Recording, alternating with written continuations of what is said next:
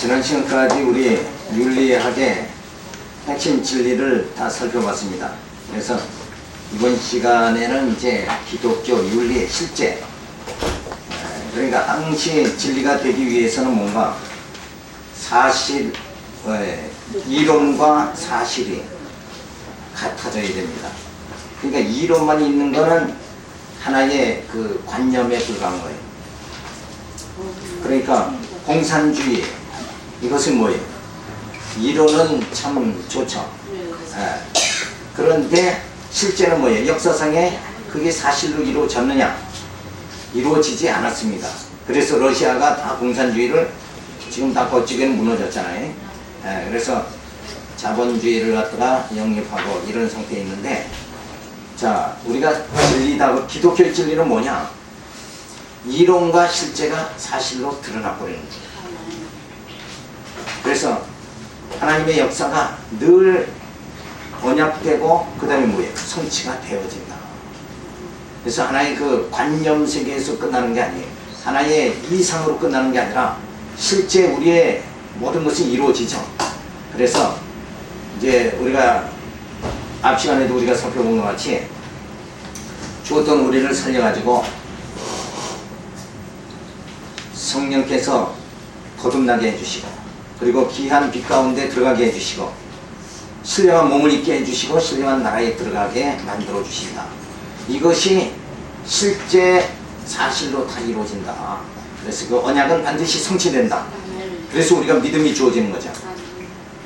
그래서 그것이 과연 그러면 믿어질 수가 있느냐, 실제가 될 수 있느냐, 사실이 될 수 있느냐, 이거를 증거해 주기 위해서 사람은 누구나 그걸 잘 모르는 거예요. 그래서 하나님께서 예수님 오시기 전에 모든 구약의 역사를 통해서 하나님 모형으로, 그림자로 딱 보여주는 거예요.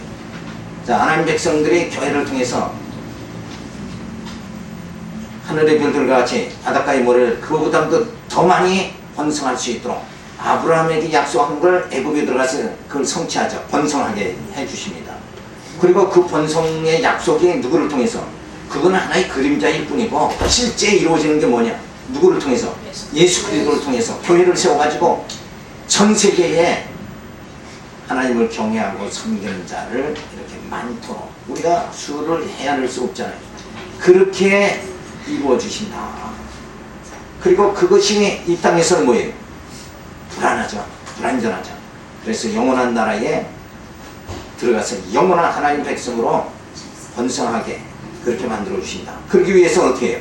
하나님께서 예수 그리스도를 보내주시고 성령을 보내주셔서 거듭나게 해주십니다. 그러니까 겉사람으로 우리가 신령한 나라에 들어가는 것이 아니라 속사람으로 들어가잖아요. 우리 영으로 들어갑니다. 그래서 영원한 하나님 나라를 이루시는 그 번성의 언약이 전부 다 이루어집니다. 정복의 언약도 마찬가지고, 정말 약속의 땅을, 가나안 땅을 점령하게 해주시지만 결국은 뭐예요? 그리스도를 통해서 신령한 하나님 나라 천국을 우리가 정복하게 그렇게 만들어 주신다. 그리고 다윗 왕은 모형적인 통치를 보여주지만 실제 예수님이 영원한 왕으로서 하나님 나라에서 우리를 영원토록 통치해 주신다. 그래서 다윗은 모형이고 실제는 뭐예요? 예수 그리스도가 영원한 왕이시다. 그러니까 이론하고 실제가 완전히 떨어지는 거예요. 자, 그래서 우리가 윤리, 하나님 앞에서 마땅히 행해야 될 것을 어떻게 행해야 되느냐, 그러기 위해서 그 행하도록 어떻게 해요? 하나님께서 죽었던 우리를 살려가지고 거듭나게 해주시고, 그리고 교회를 통해서 말씀으로 양육해 주시면서 신의 성품에 점점 이르게 만들어 주십니다. 세상 사람은 육신의 정욕으로 살다 그냥 끝나버리고 말죠. 그렇지만 우리는 뭐예요? 점점 신의 성품에 이르게 만들어 주십니다. 그래서 신령한 나라 들어가서 살게 해 주신다. 그래서 그런 진리의 그 이론, 그것이 완전히 우리가 정립되어져서 고상한 상태가 되어져야 돼요. 그래서 이 윤리는, 자, 첫 번째 뭐예요? 사회윤리죠. 그럼 사회에서 우리가 기독교인이 어떻게 살아가야 되느냐? 그 전에 살아갈 수 있도록 뭐예요? 하나님이 이렇게 다 준비시켜 주신 거예요. 그래서 그리스도의 그 생명이 내 안에 역사되어지고, 그리고 우리의 소망이 하늘에 분명히 있고, 그래서 우리의 그 이상이 아주 고상하잖아요. 그리스도의 고상한 지식에 이르는 우리가 생활을 하니까 이 사회는 어떻게 해야 되느냐, 이건 현실이죠. 현실 사회는 과연 우리가 어떻게 적용해야 되느냐. 그래서 이 신앙은 좋은데 또 적용을 못하는 사람들이 또 많이 있습니다. 그래서 신앙과 생활이 부합되지 않는, 그래서 그게 꼭 지도자들에게 많이 나타나죠. 강단에선 참 거룩한데 실제 생활은 그렇지 못한 경우가 많죠. 그러면 성도가 봤을 땐 이게 혼선이 되어질 수밖에 없는 거예요. 그래서 늘 사도 바울은 본을 보여라. 실제 생활을 말하는 거예요. 너희가 진리를 깨달았다면, 예수를 영접하고 이 신령한 복음을 깨달았다고 하면 그 다음에는 어떻게 해야 돼요? 본을 보이는 생활을 해라. 그래야 저 성도들이 봤을 때 이건 진짜 진리다, 아, 나도 그렇게 살아야 되겠구나 하는 그 신앙이 뭐예요? 열정이 나타나게 되어지는 거죠. 근데 말씀을 잘 전하고 은혜가 넘치는데 실제 생활은 막 이권적이고 조건적이고 탐욕적이고, 강한 자에게는 잘하고 약한 자에게는 무시하고, 이런 모습이 성도에게 보였다 그러면 그것은 뭐예요? 자, 뭔가 이상하지 않느냐. 그리고 혼선이 주어지게 돼요. 그래서 약한 자의 심령에 부담을 주지 않도록 우리는 늘 지도자는 어때요? 늘 본을 보이는 생활을 해야 된다. 자, 그래서 사회윤리는 과연 어떻게 해야 되느냐. 그러니까 이 사회윤리를 잘 할 수 있도록, 또 앞으로 우리가 살펴보는 개인생활, 교회생활, 신앙생활을 이렇게 실제 생활을 우리가 이제 살펴보는 윤리학을 마치게 되어지지만, 이 모든 것은 전제가 뭐예요? 신의 성품이 내가 이르러야 된다. 신의 성품이 이르지 않는 육신의 정욕으로 가득 찬 사람의 그 자세에서는 사회윤리, 이거는 이루어질 수가 없는 겁니다. 그러니까 늘 우리가 좋은 교제, 사귐이 그리스도 안에서 이루어지려면 육신의 정욕이 가득 찬 사람끼리 교회 안에서 만났다 그러면 정말 아름다운 사귐이 주어질 수가 있느냐? 없잖아요.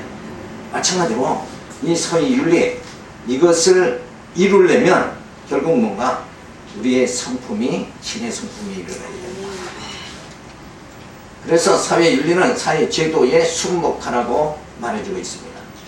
사회제도도 그리스도의 통치 영역하에 있으니 순복하라는 것이다. 이는 만물 만사를 통치하시는 분이 주님이시니 언약의 백성을 사회제도를 통하여 보호하시고 연단의 도구로도 사용하시는 섭리가 주어지니 순복하게 하심으로 구원의 섭리를 이루신다. 그러니까 모든 만물, 만사, 모든 이 세상에 되어지는 일들, 그게 만사죠. 그 나라가 세워지고 나라가 무너지고, 이런 모든 역사, 이런 것들이 전부 만사입니다. 그리고 만물, 모든 것을 하나님이 다 창조하시죠. 그래서 생명을 주관하시는 모든 주권이 여호와 하나님께 있다. 그러니까 만사 만물을 주관하시는 이 원래 주인은 하나님이시다. 그런데 이 사회를 통해서 지도자들을 이렇게 세우는 거죠. 그래서 하나님이 역사를 섭리하신다. 그러니까 뭐예요? 모든 이 땅에서의 세상 왕도 결국은 누가 세우는 거예요? 하나님이 세우니까 결국은 하나님께 순종하는 것이 된다. 이런 결론이 주어지죠. 자, 그래서 순복하라. 그리고 고난당하라. 인내하라. 시련이 연날을 통해 하나님의 자녀로 더욱 빛나게 하시려는 것이다. 고난과 힘통을 통하여 더욱 성숙하게 하시며 그리도 고상한 지식에 이르게 하여 하나님의 형상을 이루어가게 하신다. 그러니까 시련, 사회의 모든 어려운 환경 속에서 우리의 신앙이 잘 적응되도록, 내가 정말 신의 성품이 이루어지는 상태다 그러면 사회로부터 주어지는 모든 어려움과 핍박 이런 것을 뭐예요? 소화할 수 있게 되어져야 된다. 그렇지 않고는 그럴 수 있느냐 이러고 사회에 대항하다 보면 결국은 뭐예요? 육신의 모든 생활이 유지될 수가 없죠. 그러다 보면 영적 생활도 할 수가 없게 되어진다. 그러니까 육신적으로 영적으로 완전히 순종하라 이런 뜻이 아니고 육신적으로 순종하라. 순복하라. 왜? 그 모든 세상 지도자도 하나님이 세우셨다. 그러니까 순복하고, 그 뒤에 영적 생활은 뭐예요? 저들이 우리를 침해하지 못하잖아요. 영적 생활만큼. 그러니까 영적 생활은 하나님이 또 교회를 세워가지고 이렇게 세계만방에 이 정말 하나님의 말씀을 통해서 살아갈 수 있는 이런 여건을 하나님이 조성하신다 하는 것을 우리가 알 수 있잖아요. 그래서 그런 환경 속에서 결국은 육신적으로는 양보하고 영적으로는 뭐예요? 그리스도의 고상한 지식에 이르도록 그렇게 해준다. 그러면서 육체의 상전에 순종하라는 겁니다. 종들은 상전을 그리스도에게 하듯 하라. 또한 상전은 종에게 공갈을 그치고 진정한 상전이 하늘에 계심을 잊지 말고 하나님의 뜻을 하라. 그러니까 이 말씀은 뭐 우리가 잘 알다시피, 자, 솔로몬이 자신은 왕이었죠. 그러니까 만대로 통치할 수 있고 명령할 수 있지만 누구 뜻대로 했어요? 하나님의 뜻대로 했잖아요. 그러니까 세상에 지금 회사 사장도 사실은 신앙이 있다 그러면 누구 뜻대로 해야 돼? 하나님 뜻대로 종업원을 다스려야 된다.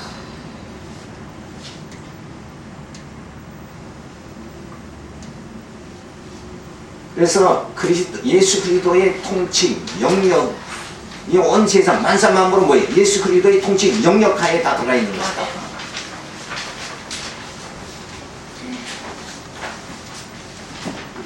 그 가운데 특별 통치, 영역이 주어지게 되죠. 그것이 바로 뭐예요? 하나님 백성 하나님께서 친히 인도하시는 그 영역을, 통치 영역을 말한다. 그러면서 일반 통치 영역이 있습니다. 일반 통치 영역은 뭐예요? 믿는 사람이나 안 믿는 사람이나 모두 다 정말 비를 내리게 해서 농사도 짓게 잘 짓게 하고 다 살도록 이렇게 만들어 주신다. 그냥 그 가운데서 특별히 하나님 백성은 또 인도하시고 이렇게 하신다는 걸 우리가 알 수 있죠. 그리고 더 크게 보면 피조세계 전통치 영역입니다. 그러니까 모든 피조세계를 하나님께서 다 통치하신다. 그러니까 우리가 이렇게 크게 봐야 순복하는 마음이 나오죠. 그렇지 않으면 이 순복하는 마음이 나오질 않아요. 그러니까 이 포괄적으로 하나님께서 어떻게 만사만물을 섭리하시고 통치하시는가, 이 역사의 전체를 봐야지 부분을 봐서 그래도 난 하나님만 섬기겠다. 초대교회 때 많이 그 핍박의 역사가 주어진 게 뭐예요? 로마는 황제를 신적으로 올리잖아요. 그래서 황제를 신으로 섬기게 그렇게 만드는데, 기독교인들은 어때요? 오직 여호와만 섬겨야 되잖아요. 그러니까 여기서 막 충돌이 주어지는 거예요. 그런 가운데 많은 그 핍박의 역사가 주어지는데, 어쨌든 이 피조세계 전통치 영역, 이거를 다 하나님께서 주관하시고 섭리하시고 통치하신다. 그래서 이 모든 시간 세계에서 창조하시고 섭리하시고 그 다음에 심판하신다. 그러니까 이 전체를 보면서 우리가 하나님의 섭리에 순응하면서 살아야지, 그렇지 않고 그냥 무조건 하나님 백성이 아닌 사람, 이런 사람들이 행하는 건 전부 다 악이다. 그러면 악한 세상에서 안 살려고 그러면 어때요? 산속으로 들어가야 되죠. 그러니까 우리는 항상 이 현실 속에서 하나님이 신앙의 뭐예요? 연단을 받게 만들어 주신다. 그래서 극한 상황 속에서도 진짜 신앙을 지킬 수 있는 것, 이것이 진짜 주님을 사랑하는 거예요. 그래서 예수 그리스도의 통치 영역을 우리가 다시 살펴보면, 피조세계 통치 영역은 바로 만사 만물을 창조 섭리 심판하시는 통치 영역이고, 그리고 일반 통치 영역은 택자와 불택자를 사회 제도를 통한 통치를 말해주고, 그리고 특별 통치 영역은 교회를 통한 하나님 백성을 통치하는 것을 말해줍니다. 하나님이 특별히 교회를 세워가지고 교회를 통해서 하나님 백성을 양육하시고 말씀으로 무장하고, 그리고 세속과 싸워서 투쟁하고, 그리고 신앙을 지키고, 그리고 점점 이런 모든 연단을 통해서 신의 성품에 점점 이렇게 만들어 주신다. 그래서 양육, 무장, 그리고 투쟁, 승리하게 만들어 주시죠. 그래서 신령한 몸을 있게 만들어 주십니다. 그래서 영원한 하나님 나라 들어가게 이렇게 만드시는 하나님의 궁극적인 섭리, 이것을 우리가 알아봐야 됩니다. 그래서 하나님의 그 언약은, 자, 그래서 이 특별 계시 영역을 어떻게 하나님이 주관해 나가시는가. 그래서 하나님의 언약은 빛이 있으라 이렇게 하시죠. 반대는 뭐예요? 이건 명령이죠. 네. 자, 빛이 있으라. 내가 거룩하니 너희도 거룩할지니라. 그러면 그 말씀을 보면서 그 명령을, 이 하나님 명령했으니까 내가 이루어야 되겠다. 우리는 보통 그렇게 생각하지만 성경은 다 이 명령의 수납자가 누군가, 이걸 잘 봐야 됩니다. 자, 하나님께서 언약하시고 누구를 통해서? 그리스도로 성취하신다. 그러니까 명령의 수납자는 누구예요? 바로 예수 그리스도다. 그래서 예수님은 하나님의 말씀대로 생명과 빛으로 이 땅에 오십니다. 그래서 하나님의 언약은 명령이고, 하나님의 그 명령의 수납자는 바로 예수 그리스도다. 그리고 우리는 뭐예요? 이 하나님의 언약을 우리도 뭐예요? 다 이루게 되어지죠. 누구를 통해서? 그리스도를 통해서. 왜 그런가? 주님이 머리고 우리는 지체니까, 머리가 이룬 건 지체는 다 이루어진 거잖아요. 주님과 한 몸이니까. 그래서 우리는 점점 하나님의 그 영원한 생명의 세계로 우리가 들어갈 수 있도록 그렇게 인도해 주십니다. 그래서 성령의 역사를 통해서 이 생명과 빛을 비추어 주시죠. 이것이 바로 적용이다. 그래서 우리는 늘 연약하니까, 어리석으니까 자꾸 넘어지죠. 그때마다 이 그리스도의 생명의 그 빛의 역사를 성령께서 말씀이 기억나게 하고 깨닫게 해서 다시 그 말씀으로 힘을 얻고 살아가게 이렇게 만들어 주신다. 그래서 하나님께서 나 같은 죄인을 하나님 백성 만들어 가시는 것이 바로 성부 하나님, 성자, 성령 하나님, 삼위 하나님이 다 동원되셔가지고 나 같은 죄인을 하나님의 거룩한 백성으로 만들어 가신다. 여기에 우리는 감격이 주어질 수밖에 없는 거예요. 그렇지 않으면 내가 스스로 독립한다, 내가 의에 도달할 수가 있는가, 내 죄 문제를 내가 스스로 해결할 수가 있는가, 이건 도저히 할 수가 없잖아요. 그런데 누가? 하나님께서 예수 그리스도를 보내시고 성령을 보내서 나를 하나님의 거룩한 백성 만들어 가신다. 그래서 하나님만 오직 섬기고 하나님께 찬양 드릴 때 내 심령의 기쁨이 막 주어지게. 세상 사람들은 그 맛을 모르는 거죠. 근데 진리 안에서 이 말씀의 세계로 들어가면 그 신령한 맛을 우리가 보게 되어집니다. 그래서 이런 그 역사를 통해서, 하나님의 특별 섭리의 역사를 통해서 이렇게 하나님 명령, 수납, 적용이 이루어지잖아요. 그러면 우리 속에 있는 미움, 증오, 시기, 질투, 이게 사라져버리고, 그리고 우리 안에는 뭐예요? 사랑과 희락과 평화, 절제, 이런 아름다운 성령의 열매들이 맺어지게 되어집니다. 그래서 이것은 뭐예요? 완전히 어둠이고 이것은 빛이잖아요. 이거는 바로 죽음이고 이거는 생명입니다. 왜? 미움과 증오로 결국 뭐예요? 욕심 잉태한 즉 죄를 낳고, 죄가 장성한 즉 사망을 낳는 거예요. 형제를 나가라 하는 자마다 다 살인한 자다.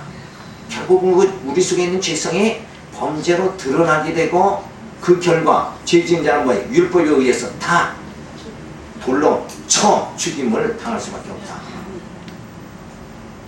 그런데 이런 어둠의 역사가 아니라 우리에게는 뭐예요? 생명의 역사가 바로 성령에 의해서 세상 끝날까지 우리가 늘 주 안에 그리스도의 그 생명의 역사, 사랑 안에서 우리가 살아가게 그렇게 만들어 주신다. 그래서 이런 역사가 바뀌어져야 되는데, 아직도 내가 예수 믿으면서 여기가 많이 나타나면 어때요? 그건 아직 미숙한 자다. 나는 성장한 것 같은데 실상은 뭐예요? 영적으로는 나는 미숙한 자다. 자, 이 모습이 자꾸 나타나면 뭐예요? 힘의 성품에 이르렀다고 할 수가 없는 거죠. 그러니까 자, 우리가 이런 성품에서 바로 이런 아름다운 성품으로 바뀌어져야 돼요. 이 연습이 자꾸 돼야 어때요? 우리가 육체에 머물고 있지만 우리 마음은 날로 새로워지는 영적 상태로 들어가는 거예요. 이 육에 자꾸 매여서 여기서 벗어나지 못하면 그 어렸을 때 아이들이 자라면서 누구한테 이렇게 막 그 자기보다 위 학년한테 막 이렇게 눌리면 맨날 가서 돈 갖다 바치잖아요. 근데 우리는 여기서 벗어나야 되는 거예요. 내가 육으로 비록 있지만 육체의 삶에서 뭐예요? 완전히 영적 삶으로 바뀌어져요. 그러니까 그래서 내가 지금 살아있다는 것은 내 겉사람이 산 게 아니라 내 속사람이 산 것이다. 그래서 사도 바울은 늘 속사람이 날로 세워지도다. 이런 체험이 신앙 안에서 주어져야 되잖아요.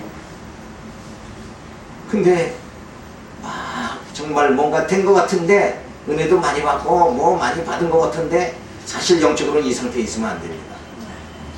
그러니까 여기를 벗어나야죠. 그래서 늘 우리는 빛 가운데 거해야 됩니다.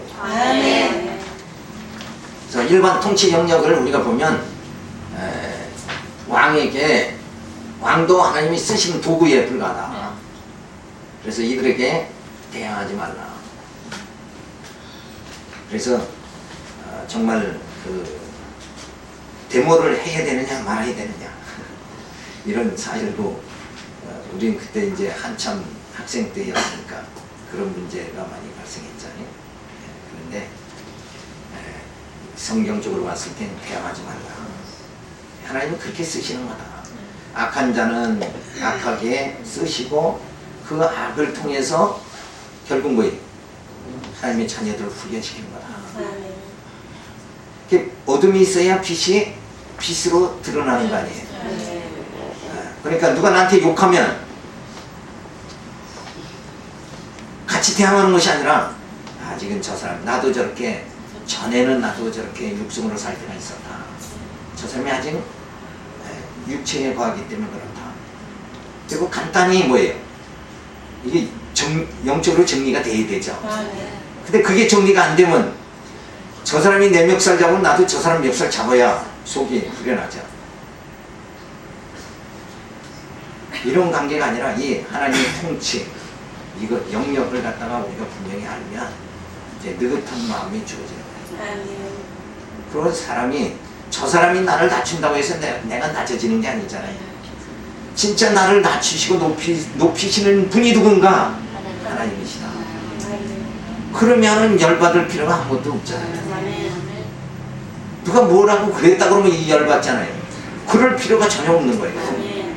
높이시는 이가 하나님이신데 내가 뭐 더 쌓고 싶다고 해서 더 쌓아지는 거 아니, 내가 키 한 잔 더 크고 싶다고 해서 커지는 거 아니잖아요. 그래서 늘 제가 말씀드리지만 이 땅에서는 주신 것 족한 줄 알고 살아요. 분복이에요, 분복. 근데 분복인데 이게 늘 부족하다고 생각하는 마음으로 살아가면 벌써 이 진리를 몰라서 그래요. 하나님이 이 모든 영역을 하나님의 전 통치 영역을 하나님께서 주관하시는 주권자시다. 그래서 누구에게 하나님이 그러지 않습니까? 자, 내가 궁일이 열 자를 궁일이 열리고 강팍하게 할 자를 강팍하게 한다. 그러니까 버릴 자는 강팍하게 하고 구원시킬 자는 뭐예요? 더 부드럽게 만드시다. 그러니까 누가 나한테 악을 쓰면 그 사람은 어디에 속해? 아, 저 하나님 버리시려고 저 사람은 승질을 내게 하는구나. 이러고 속으로 미소를 짓는 되는 거죠. 근데 그게 쉽진 않죠. 근데 훈련을 자꾸 쌓아야 돼요. 자, 그래서 왕에게 순복하라고 그랬습니다.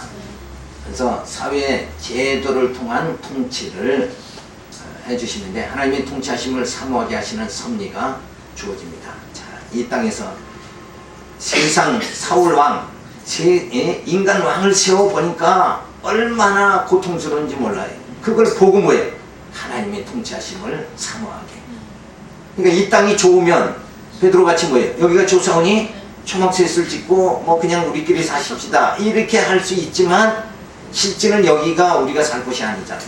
그 신령한 나라, 더 좋은 나라, 썩지 아니할 그 나라, 거긴 다툼도 분쟁도 죽음도 이별도 없는 그 나라, 거긴 질병도 없는 그 나라, 그 나라에 가서 살아야죠.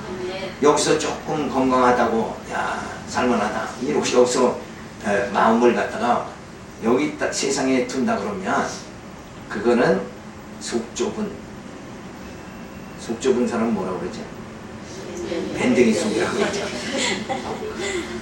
그냥 밴댕이 속은 되지 말아야 되는데 사람인 줄 아차하면 밴댕이 속이 돼버리고 마는 거예요. 정말 법은 멀고 주목은 가깝다고. 하나님의 약속의 그 성취의 날은 아직도 멀고, 그리고 지금은 당장 급하니까. 그래서 그냥 물질이 더 실감나게 느껴지는 이런 삶을 우리가 살 수밖에 없는 거. 그런데 그 감각, 육체의 감각으로 살아가는 것이 아니라 영적 감각으로 살아가야죠. 그것이 정말 돌로 떡덩이 되게 해라 하지만 어떻게 사람은 떡으로만 사는 것이 아니라 하나님 말씀으로 산다. 이 영적 세계를 바라볼 수 있도록 그렇게 되어져야 됩니다. 그래서 까다로운 주인을 만난다 할지라도 뭐예요? 순복하라. 저 주인을 통해서 어때요? 주님의 통치하심을 늘 삼아. 주님은 세상 주인은 나를 얽매이게 하고 고통 주고 거북하게 만들지만 영원한 내 정말 주인 되시고 왕이 되신 그 주님의 통치를 받게 되면 그때는 뭐에 평강이 주어집니다. 그 평강의 나라 거기 가서 살아야지. 그래서 나이가 먹으면 먹을수록 뭐예요? 주님의 나라를 더 사모해야 돼요. 병들면은 더 주님의 나라를 사모해야 돼요. 야 여기만 났으면 좋겠다, 여기만 났으면 좋겠다 이러고 사는 것이 아니라 아예 이거를 벗어나 버려야 돼요. 그래야 마음의 안정이 탁 주어지는 거예요. 근데 육체적인 감각 속에서 벗어나지 못하니까 눈만 잘 보였으면 좋겠다. 오늘도 저 책을 보면서 야 이분이 이렇게 조금만 보다 보면 눈이 안 보여. 그래 젊었을 때 많이 좀 볼 걸 이런 생각을 하지만은 거기서 이렇게 헤어나지 못하면 안 됩니다. 그러니까 몸은 점점 늙고 쉬하는 것이다. 이게 자연의 섭리예요. 그 자연의 섭리를 거스르는 생각과 마음은 뭐예요? 다 허탄한 생각이다.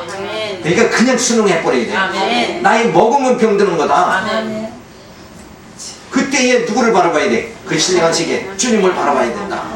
나를 온전케 해주시는 주님을 바라봐야죠. 불완전한 내 몸을 자꾸 바라보면 어때요? 속만 상하지.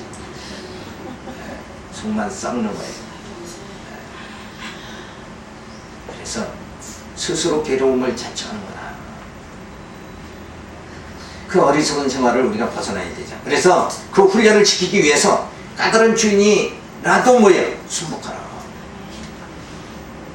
그리고 애매한 고난을 당해도 순복하라. 여기서 한 거 해라 이렇게 하면 얼마나 참 좋겠어요. 참 통쾌하게 한번 얻어 터질 망정 한번 붙어봐야 되는데 이건 말도 못하고 또 말도 하지 말고 대항하지 말고 순복하라 그러니 이게 그래서 성경은 항시 사람이 뜻과는 다르죠. 근데 우리가 순복해야 됩니다. 까다로운 주인을 만나고 애매한 고난을 받아도 순복하면서 그 영원한 나라를 사모하고 주님을 그리워하고 어떻게든지 이겨봐야 되겠다 이런 생각하는 게 아니라 주님을 생각해요. 그러니까 육체의 이 삶의 모습하고 영적 삶의 모습 이 경계를 뭐예요? 후딱 이렇게 넘어가야 돼요. 후딱.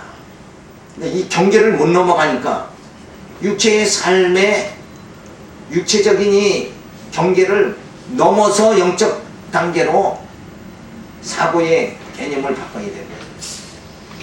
그런데 이걸 못 넘어가니까 항시 멱살 잡고 싸워야 되고 흥분해야 되고 혈기내야 되고 이런 삶이 주어지는 거예요. 그러니까 까다롭고 애매한 까다로운 남편을 만나도 어떻게 해야 돼? 말이 안 나오는 거 말이야. 못마땅하다 그거죠. 자, 그래서 선을 행함으로 고난을 받고 참으면 아름다우니라. 참을 걸 참아야지. 견딜 수 없을 때 참아야지 아름다운 거지. 참을 만할 적에 참는 거는 그거는 아름다운 게 아니죠. 야, 그런 삶 속에서 어떻게 저렇게 신앙생활을 할 수 있을까? 남편이 저렇게 복군 남편 아래서 어떻게 신앙생활을 할 수 있을까? 그럴 때 뭐예요? 그 신앙생활이 빛나는 겁니다. 오히려 그럴 때의 신앙이 더 아름답게 되어지는 거죠. 그래서 기독교 역사도 보면 핍박이 그냥 막 엄청났잖아요. 로마 시대에 황제들에 의해서 얼마나 뭐 처참한 톱으로 힘을 당하고 막 사자에게 물려 죽이고 이런 엄청난 그 핍박의 역사가 주어지는데 그런 가운데서도 뭐예요? 저들은 원망하는 것이 아니라 찬송하면서 죽어갔다. 그걸 보고 로마 사람들은 도대체 기독교가 어떻게 생겼길래 저 고통을 받으면서도 어떻게 저렇게 고통을 받는 모습을 안 나타낼 수가 있느냐. 그래서 기독교를 조사를 합니다. 그래서 저들이 이제 많이 기독교를 이해하게 그렇게 되어지죠. 그런 역사, 교회사를 우리가 볼 수가 있는데 선을 행함으로 고난받고 참으면 아름다우니라. 그래서 하나님 앞에서 정말 우리가 어떻게 행해야 되는가. 시선진의 모든 고난 속에서도 그 고난을 뭐예요? 이길 수 있는 그 힘을 갖는 것이 신앙이다. 대항하면 뭐예요? 결국 지는 거잖아요. 그래서 메시아의 왕국과 승리의 날까지 일반 통치 영역에서 하나님은 뭐예요? 고난을 당하게 하시지만 메시아의 왕국과 승리의 날까지 우리가 뭐예요? 참고 기다려야 돼요. 왜? 결국은 이 과정 섭리를 통해서 하나님의 섭리를 다 이루어 나가십니다. 그래서 정말 연단 가운데 점점 하나님의 자녀들을 성숙하게 만드는. 그래서 인간은 경험하지 않으면 깨닫지 못하잖아요. 눈으로 봐야 알죠. 이런 그 모든 훈련을 그 하나님의 나라 땅의 영광을 바라보는 것이 아니라 그 신령한 그 하나님의 영광을 바라볼 수 있는. 그래서 늘 우리가 삶은 그리스도의 영광의 날 참여함을 받게 되어진다. 이거에 늘 관심을 가지고 살아야 돼요. 이 땅에서 어떻게 하면 사람들부터 영광을 받고 그래도 뭐 좀 대접받고 이러고 살까, 존경받고 살까. 이거보다는 뭐예요?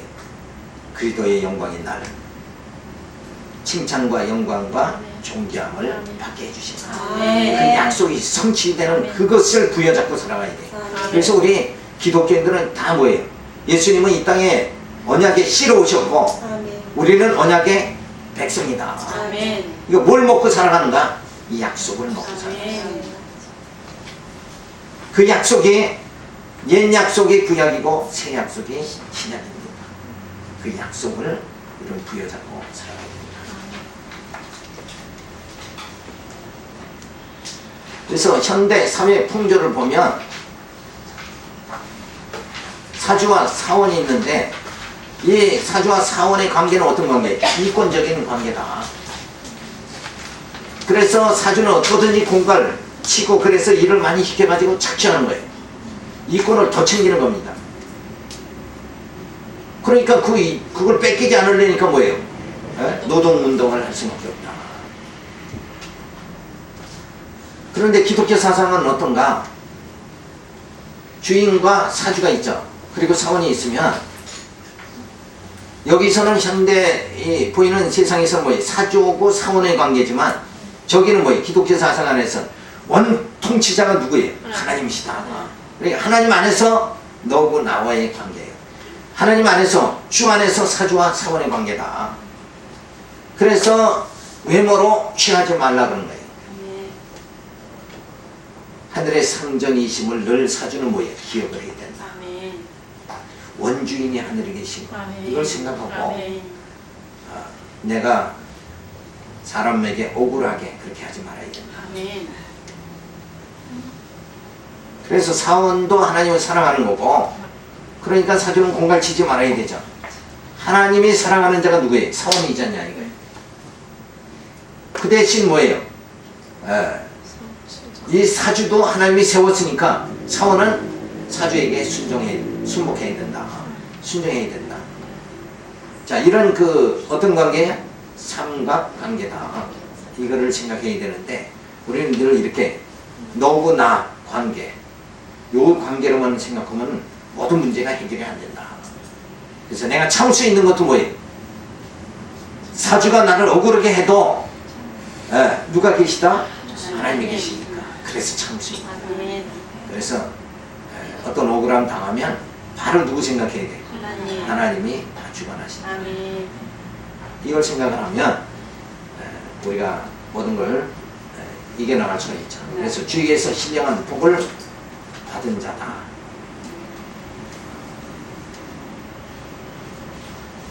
그래서 현대 사회 풍조에서는 사주와 사원인데 이권관계죠. 공갈 착취를 하는 그리고 노동운동을 해서 반항하는. 근데 야곱의 생활을 우리가 성경에서 보면 라반과 그 야곱의 관계를 살펴볼 수가 있습니다. 라반과 야곱은 삼촌이죠. 그런데도 불구하고 이권관계였다. 그래서 착취를 합니다. 그래서 7년을 수고하여 레아를 얻게 되어지죠. 원래 누구를 사랑했어요? 라헬을 사랑했는데 밤중에 레아를 들여보내버려요. 그래서 속여버리죠. 그래서 다시 할 수 없이 어때요? 7년을 또 수고해서 라헬을 얻습니다. 그러니까 라반과 야곱의 관계가 이렇게 이런 관계였다. 이권 관계였다. 그런데도 불구하고 야곱은 뭐예요? 순종하죠. 그래서 하나님 앞에 기도하면서 신생양은 라반의 소유로 그렇게 하기로 하고 얼룩진 양은 뭐예요? 욥의 소유로 욥이 아니라 오탑니다. 야곱의 소유로 하기로 그렇게 했습니다. 이게 하나님께서 뭐예요? 원 주인 대신 하나님께서 아무리 라반이 착취를 하려고 해도 하나님께서 어때요? 야곱의 소유를 만들어 주십니다. 아멘. 그러니까 하나님께서 새끼를 낳으면 얼룩지게 하여 야곱을 축복해 주십니다. 그러니까 근본적으로는 뭐예요? 하나님이 내 영을 인도해 주십니다. 아멘. 그러니까 뭔가 좀 손해 봤다 하더라도 뭐예요? 그거에 항거하지 말고 오늘 또 이렇게 주셨구나. 주신 거 가지고 감사하고 또 주신 가운데 뭐예요? 진리를 전하고 사수해야 되겠다. 이 마음, 영적으로 그런 심령을 가지고 우리가 살아가면 근데 그렇게 살지 않고 뭐 누가 좀 나한테 손해를 끼치게 하면 그냥 아우성 치면서 그거 없으면은 내가 그만큼 뭐예요? 이 땅에서 어떻게 사나? 이런 생각 속에서 땅의 것을 추구하게 되죠. 그렇게 되면 점점 영적 세계에서 멀어지는 거예요. 그러니까 그렇게 소화할 수 있는 그런 심령이 되어져야 됩니다. 그래서 두 번째는 이제 우리가 가정윤리를 살펴보는데 아내는 남편에게 순복하라 그랬어요. 온유와 간절한 심령으로 마음을 단장하며 남편에게 순종하라. 아내는 주님께 하듯 남편에게 복종하라. 또 남편은 아내를 사랑하라고 했습니다. 남편은 주가 교회를 사랑하듯이 아내를 사랑하라. 아내를 사랑하여 주름 잡힌 것이나 흠이 없는 자가 되게 하라. 이게 굉장히 어려운 얘기죠. 이게 보통 어려운 게 아니에요. 그렇게 아내가 얼굴에 수심이 없게, 근심이 없게, 주름 잡힌 것이 없게, 그렇게 남편이 만들어주면 뭐예요? 그 아내는 그 사랑에 감격해서 뭐예요? 남편을 그냥 하늘같이 이렇게 참 섬기게, 순복하게 되지 않겠느냐. 자, 근데 이런 그 남편과 아내의 관계, 이것도 뭐예요? 전제는 뭡니까? 두 사람이 다 신의 성품에 이르러야 돼요. 그래야 가능하게 된다.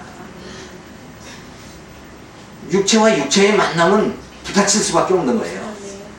그러니까 영적으로 성숙해져야 부딪히는 게 없어집니다. 그러면 정말 하나님이 짝 지은 자다. 그래서 아내를 사랑하고 또 아내는 남편을 사랑하고, 그러니까 우리가 영적인 어떤 그 관계가 잘 성숙이 되어진 관계에서만이 가능하다.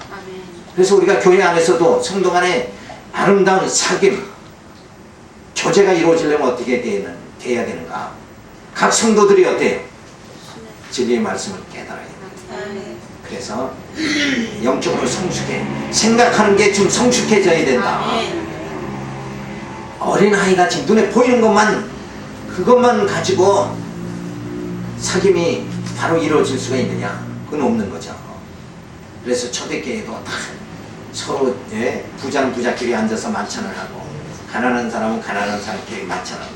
그러니까 사도 바울이 차라리 그럴 바에야 그 만찬을 다 폐해라. 도리어 뭐예요? 만찬이 서로를 갈라놓는 관계가 되잖아요. 그래서 늘 이 진리를 얼마만큼 깨닫느냐. 그래서 자기 성숙이 말씀 안에서 얼마큼 이루어진 사람들이 모여져야 아름다운 대화와 교제가 주어집니다. 그러기 위해서는 어때요? 사도 바울은 교회를 성숙하게 만들기 위해서 사도 바울은 뭘 요구했어요? 너희가 신령한 젖을 사모해라. 생각하는 게 핫하는 생각하면 내가 저 집사보다는 더 이번 주에 이렇게 해야지, 이 생각을 경쟁의식 가지고 살아가면 그 무슨 교제가 되느냐. 그래서 약한 자가 있으면 야, 정말 하나님이 내게 더 풍성하게 주셨으니까 내가 저분의 짐을 내가 져야 되겠다. 그래서 연보를 더 하는 거예요. 연보. 그래서 아직도 믿음의 어린 자가 연보를 조금 하죠. 그럼 그걸 보충해서 교회가 아름답게 세워나가도록 이렇게 만드는 그런 것이 교회에 영적으로 성숙한 분들이 있어서 아직은 영적으로 미숙한 어린 자들을 짐을 져줘야 교회는 아름답게 세워나가게 되어진다. 그런 그 생각의 폭이 뭐예요? 넓혀져야 된다. 그러려면 육신의 본능대로 살아가면 생각이 뭐예요? 점점 좁아지죠. 그러니까 말씀 속에 살아가면, 은혜가 성령이 충만하면 이 폭이 넓어진다. 생각의 폭이 넓어진다. 그래서 자녀는 부모에게 순종하라 그랬어요. 부모에게 하나님의 말씀을 전수받아 하나님의 사랑 안에서 부모에게 순종하라. 그리고 아비는 자녀를 주의 교양과 훈계로 양육해야 된다. 그러니까 이 말씀이 주어진 것은 배경은 그때 당시엔 지금과 같이 이렇게 막 뭐 영상도 없고 인쇄술도 발달 안 됐고 오직 부모의 뭐에 구전에 의해서만 자녀들이 하나님의 여호와가 어떤 분인가, 과거에 정말 애굽에 있을 적에 하나님께서 모세에게 막 10가지 제안을 통해서 애굽 왕을 참 이렇게 물리치게 그렇게 만들어 주시고 홍해를 건너게 해주시고 이런 모든 역사를 뭐예요? 부모의 구전을 통해서만 할 수가 있었잖아요. 그러니까 부모에게 순종해라 하는 말은 바로 뭐예요? 여호와를 아는 그 지식에 이르도록 그렇게 되라는 거예요. 그렇게 되면 뭐예요? 자연적으로 정말 아름다운 생활이 주어지게 되어집니다. 그래서 머리와 지체가 있는데 머리가 그리스도고 지체는 성도입니다. 그래서 머리가 지시하는 대로 지체가 움직이게 되어지는 이것이 바로 뭐예요? 주님과 한 몸이 된 상태죠. 그래서 오른손이 다치면 왼손이 움직여 도와준 것 같이 이렇게 한 지체, 머리 대신 주님을 통해서 우리는 각 지체잖아요.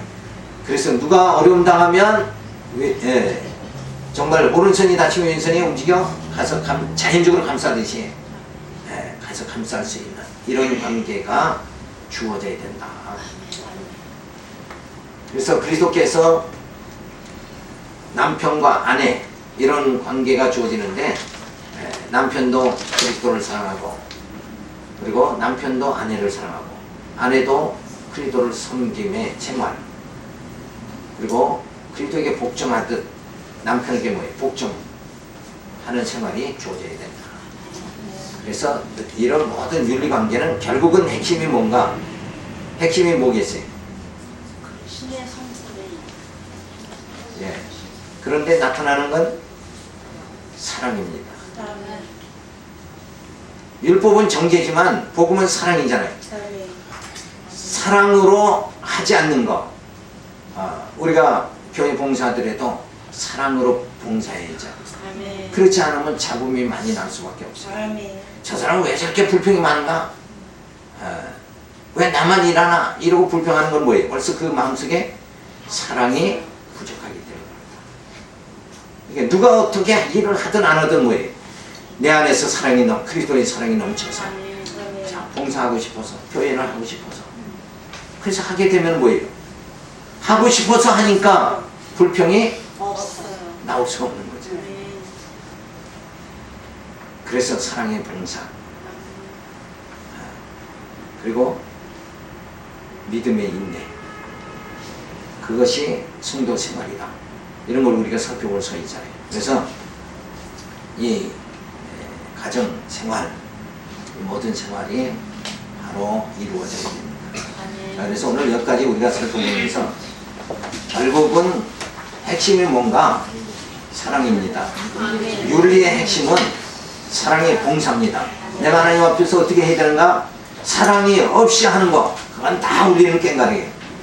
결국은 그리스도께서 말씀의 힘을 우리에게 주셔서 말씀으로 우리를 속사람을 새롭게 만들어 주시죠. 그래서 우리 심령이 신의 성품에 이르게 되면 그 하나님의 사랑이 너무나도 정말 깨닫게 되고 감격하게 되고 이러면 사랑의 봉사는 뭐예요? 저절로 나오게 되어진다. 그래서 주일 하는 것이 다 힘든 게 아니라 뭐예요? 가볍게 되는 거예요. 모든 것이 가볍게 된다. 그래서 이 윤리는 결국은 하나님께서 뭐예요? 다 그렇게 생활하도록 죽었던 자를 살려가지고 거듭나게 하시고 신의 성품에 이르게 하시고 신령한 몸을 이루게 하시고 신령한 나라에 들어가게 하시는 모든 이 하나님의 전통치 영역 하에서 하나님은 우리로 하여금 이 땅에서 현실에 잘 적응하면서 하나님 앞에서 행하도록 만들어 주신다. 그래서 늘 생각은 너 나 관계가 아니라 뭐예요? 하나님이 모든 만사 만물을 다 주관하시고 통치하신다. 나는 하나님의 그 통치 영역 하에서 하나님 나를 지금 이 순간에 나를 이렇게 인도해 주신다. 그래서 늘 하나님을 생각하지 않는 그래서 순간 내 육체의 삶으로 들어가 버리면 결국은 바른 생활, 바른 윤리가 주어질 수가 없다. 그래서 늘 육체의 삶에서 영적 사고의 세계로 이렇게 늘 전환될 수 있도록 그런 훈련이 쌓아져야 됩니다.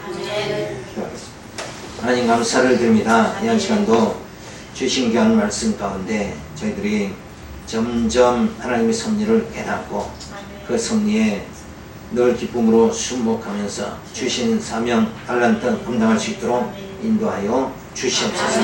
감사하고 예수님의 이름으로 기도드렸습니다. 수고하셨습니다.